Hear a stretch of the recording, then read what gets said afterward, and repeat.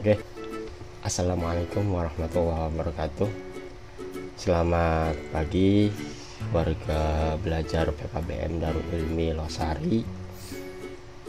Perkenalkan, saya Abdul Syakur akan mengampu mata pelajaran keterampilan khususnya di komputer. Jadi untuk kedepannya kita belajar keterampilan khususnya komputer, baik dasar-dasarnya maupun yang menengah. Nah, kita untuk mempersingkat waktu, kita mulai saja untuk pembelajaran mengenai keterampilan komputer ini. Nah, pertama yang nanti kita pelajari itu merupakan dasar-dasar komputer.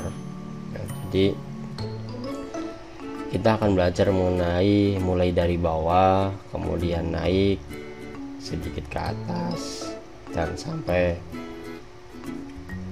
mahir. Nah, untuk pertemuan kali ini kita akan belajar mengenai dasar-dasar komputer. Apa saja sih dasarnya? Nah, untuk materi tersendiri nanti tidak lama, hanya beberapa menit biar tidak terlalu membebani.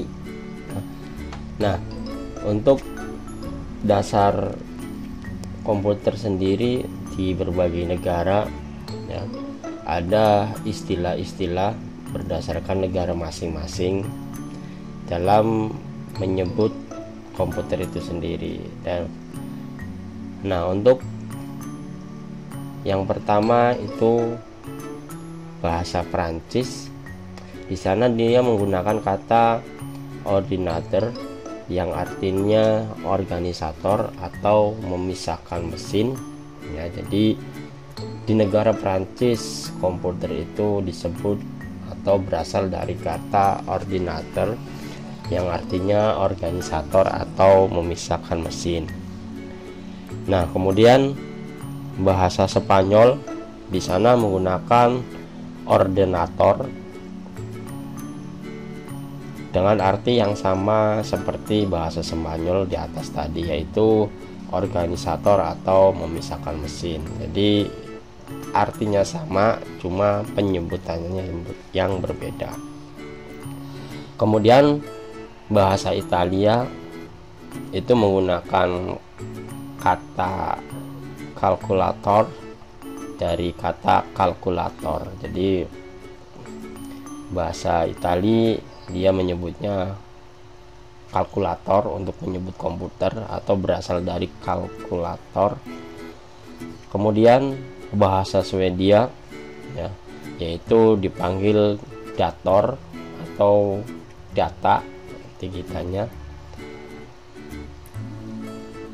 Lain hal lagi pada bahasa Tionghoa, komputer biasa dipanggil dengan nama Dinao atau suatu otak listrik ya. Itu kata komputer berdasarkan beberapa negara baik dari Prancis, Spanyol, Italia, Swedia, dan Tionghoa. Nah, kemudian Oxford English Dictionary edisi kedua mendefinisikan komputer adalah suatu perangkat yang digunakan untuk perhitungan atau mengendalikan operasi-operasi yang dinyatakan dalam bentuk numerik atau logika. Jadi kalau di tadi itu bahasa, sekarang berdasarkan pendapat dari Oxford English Dictionary, komputer adalah suatu perangkat ya. Perangkat itu alat ya yang digunakan untuk menghitung ya, seperti manusia 3+2, 2+3 dan lain sebagainya, atau mengendalikan operasi-operasi yang dinyatakan dalam bentuk numerik atau logika.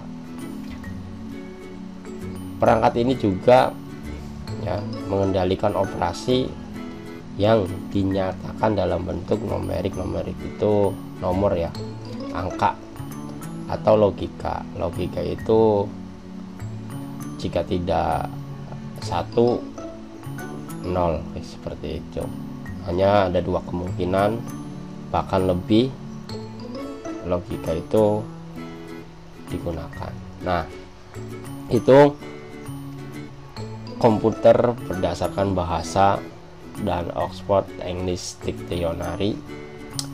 Ada beberapa pengertian. Kemudian menurut tokoh ya, ada beberapa tokoh yang berpendapat bahwa komputer itu merupakan seperti pendapat dari Hamacher dalam bukunya Computer Organization ya. Beliau mengatakan komputer adalah mesin penghitung elektronik yang cepat dan dapat menerima informasi input digital, kemudian memprosesnya sesuai dengan program yang tersimpan di memorinya dan menghasilkan output berupa informasi. Jadi menurut Hamacher dalam buku Computer Organization, komputer adalah mesin penghitung elektronik yang cepat dan menerima informasi input digital, kemudian memprosesnya dan outputnya menghasilkan informasi. Itu menurut Hamacher. Sedangkan menurut Robert Bismer pada tahun 1985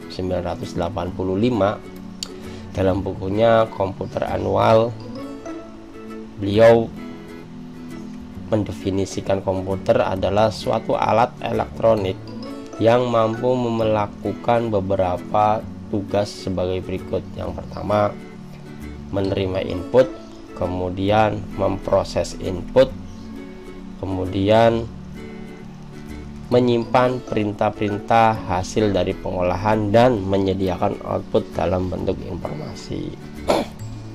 Jadi kalau menurut Bismer, nah, komputer adalah alat elektronik yang mampu melakukan tugas. Yang pertama, menerima input, kemudian memproses input yang tadi diinputkan sesuai dengan programnya, kemudian menyimpan perintah-perintah dan hasil pengolahan dan menyediakan output dalam bentuk informasi. Jadi yang tadinya diinput kemudian diproses sesuai programnya, setelah diproses menyimpan perintah-perintah dan hasil pengolahan tersebut akan di-outputkan dalam bentuk informasi. Itu menurut Bismer dalam bukunya Komputer Annual. Nah, kemudian menurut William dalam buku Introduction of the Computer, Total of Science, beliau mendefinisikan komputer adalah suatu proses data yang dapat melakukan perhitungan besar secara cepat, termasuk perhitungan aritmatika dan operasi logika tanpa campur tangan manusia. Jadi menurut William ya, yang terdapat di bukunya yaitu judulnya Introduction to the Computer of the Science. Komputer suatu proses data, proses yang dapat melakukan perhitungan. Jadi proses itu melakukan perhitungan besar secara cepat, termasuk perhitungan aritmatika dan operasi logika tanpa adanya campur tangan manusia. Itu menurut William. Sedangkan menurut Sander pada tahun 1985, Sander mendefinisikan komputer adalah sistem elektronik untuk memanipulasi data yang cepat dan tepat serta dirancang dan diorganisasikan agar secara otomatis menerima dan menyimpan data input, kemudian memprosesnya dan menghasilkan output berdasarkan instruksi-instruksi yang telah tersimpan dalam memori. Itu pendapat tokoh mengenai komputer berbeda-beda, namun intinya sama, yaitu komputer adalah alat atau perangkat yang memiliki fungsi input, proses, dan output. Nah, nanti kita sedikit-sedikit bahas biar kita lebih memahami lagi. Nah, kemudian secara umum pengertian komputer sendiri ya, itu adalah serangkaian mesin elektronik yang terdiri dari jutaan komponen yang dapat saling bekerja sama serta membentuk sebuah sistem kerja yang rapi dan teliti. Ya, jadi komputer secara umum itu sebuah mesin alat yang alat tersebut itu terdiri dari jutaan komponen yang dapat saling bekerja sama. Jadi komponen ini sangat banyak sekali, kemudian mereka bekerja sama, kemudian mereka membentuk sebuah sistem kerja yang rapi dan teliti. Itu pengertian secara umum komputer. Nah, itu mengenai kata komputer. Jadi mulai dari bahasa, tokoh, dan secara umum. Nah, secara garis besar di sini saya tampilkan bagannya komputer secara garis besar. Komputer sendiri itu ada di dalamnya itu ada terdiri dari 3 komponen. Yang pertama hardware, kemudian software, kemudian yang ketiga brainware. Nah, ketiga inilah yang mendukung jalannya komputer, berfungsinya komputer dengan 3 ini. Nah, sedangkan dari ketiga komponen ini terdiri dari beberapa komponen juga untuk mendukungnya. Nah, di sini saya di bagian ini kami jelaskan hardware. Ya, hardware ini dia memiliki fungsi yang pertama, dia proses input. Setelah input kemudian memprosesnya. Setelah memprosesnya, dia akan menghasilkan output ya, pengeluaran. Kemudian dia didukung oleh peripheral atau aksesoris pada hardware itu sendiri. Nah, untuk input sendiri, contohnya nanti kita bahas di pertemuan selanjutnya, tapi secara gambaran saja bahwa hardware ini ada input. Tugas input sendiri itu yang dilakukan oleh hardware. Hardware ini kalau di bahasa Indonesia kan itu perangkat keras ya. Perangkat keras artinya dia ada fisiknya. Contoh yang pertama itu input itu mouse, kemudian keyboard ya. Itu salah satu hardware input. Kemudian proses. Nah, proses ini dilakukan oleh yang namanya RAM atau ROM, kemudian sama prosesor. Ada ditanamkan di mesin di dalamnya. Dia yang bekerja memproses hasil inputan. Kemudian output ya. Output itu yang mana? Output itu pengeluaran setelah proses kemudian ditampilkan. Contohnya monitor, dia menampilkan gambar, tulisan ya, dan lain sebagainya. Itu merupakan proses output yang tadinya di input kemudian diproses, diinput oleh keyboard dan mouse, kemudian diproses oleh RAM atau prosesor, kemudian ditampilkan di layar berupa teks atau gambar atau video yang bisa dilihat oleh manusia. Itu outputnya. Kemudian peripheral aksesoris ini pendukung dari komputer itu sendiri. Contohnya scanan ya, kemudian Bluetooth eksternal dan lain sebagainya, itu aksesoris. Jadi untuk pendukung komputer itu sendiri. Itu hardware, jadi perangkat kerasnya ya. Nanti kita kalau sudah masuk ke pengenalan alat mungkin kita bisa lihat gambarnya atau fotonya. Nah, kemudian yang kedua itu software. Software ini terdiri dari 3 komponen. Yang pertama, sistem operasi, kemudian aplikasi, dan bahasa pemrograman. Nah, sistem operasi ini mungkin kalian juga sering lihat ketika buka komputer atau lihat komputer, ada yang namanya kadang Windows 7, Windows 10, Windows 8, itu yang namanya operasi. Yang namanya sistem operasi itu Windows. Macam-macamnya operasi sistem banyak sekali. Yang tadi Windows, baik Windows 7, 7, Windows 8, dan yang lainnya. Ada juga yang namanya Linux yang berbasis kernel, itu juga sistem operasi. Kemudian ada juga yang berbasis Mac ya, ada juga yang berbasis Android, itu semuanya sistem operasi. Sistem operasi ini berfungsi untuk menjalankan atau menampung aplikasi yang diinstal di sebuah komputer. Jadi ketika kita ingin menginstal aplikasi di sebuah komputer tanpa adanya sistem operasi, dia tidak akan bisa. Itu sistem operasi. Kemudian yang kedua, aplikasi. Nah, aplikasi ini biasanya yang kita jalankan di sebuah komputer, sebagai contoh Microsoft Office, kemudian web browser, kemudian Corel Draw, dan lain sebagainya ya. Itu merupakan sebuah aplikasi. Kemudian yang ketiga, bahasa pemrograman. Nah, software ini dalamnya, isinya itu merupakan baik sistem operasi maupun aplikasi. Di dalamnya itu berisikan sebuah bahasa pemrograman, baik C, kemudian Python, terus Java, dan lain sebagainya. Jadi di sebuah sistem operasi atau software itu terdiri dari sistem, ada bahasa pemrograman, ada aplikasi, ada sistem operasi.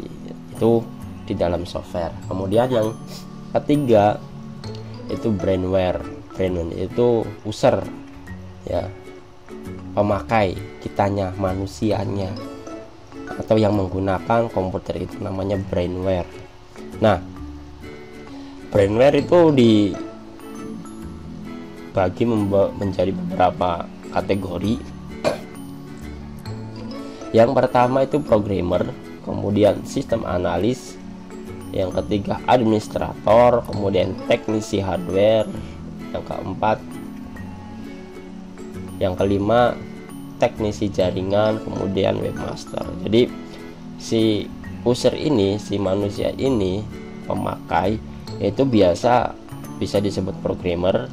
Dia yang membuat sebuah program untuk sebuah komputer atau yang nanti akan diinstal di komputer. Kemudian yang kedua, sistem analis.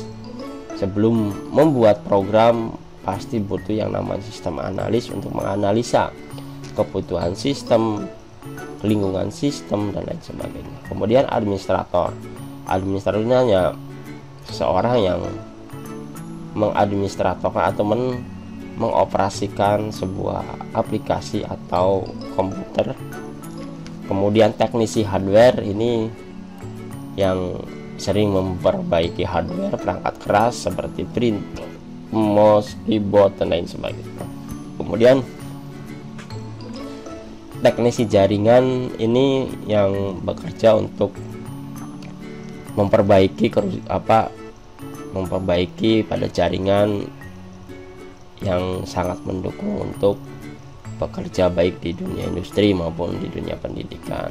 Kemudian webmaster, ini adalah seseorang yang kerjaannya bisa membuat web, bisa membuat aplikasi, atau hanya mengoperasikan sebuah web saja. Itu kategori dari user atau orang yang berhubungan dengan sebuah komputer. Nah, itu gambaran sebuah komputer. Dia memiliki 3 komponen, hardware, software, dan brainware. Dari 3 tersebut ada sendiri komponennya. Seperti hardware itu ada proses input, proses kemudian output, kemudian pelengkap atau aksesoris periferal. Kemudian yang kedua, software memiliki sistem operasi, kemudian aplikasi dan bahasa pemrograman. Kemudian yang ketiga itu brainware, itu terdiri dari programmer, sistem analis, administrator, teknisi hardware dan teknisi jaringan, kemudian webmaster. Itulah garis besar dari sebuah komputer atau manajemen komputer yang sekarang berlaku atau yang sekarang dijalankan pada umumnya. Ya, itu saja untuk pengenalan dasar-dasar komputer. Nanti kita lanjut di pertemuan selanjutnya. Kurang lebihnya mohon maaf. Saya akhiri. Wassalamualaikum warahmatullahi wabarakatuh.